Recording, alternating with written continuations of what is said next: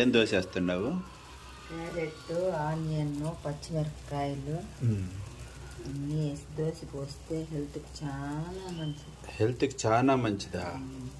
Carrot dosa మీకు ఎవరికైనా కావాలంటే మా ఇంటికి వచ్చేయండి. ఏం బంగారం? అంతే, వచ్చేస్తారు. నువ్వు రెడీ చెయ్యి. దీని తర్వాత ఇంకో దోశ ఉంటుంది, అది కూడా చూడండి. దోశ సూపర్. నువ్వే దోశ రెడీ.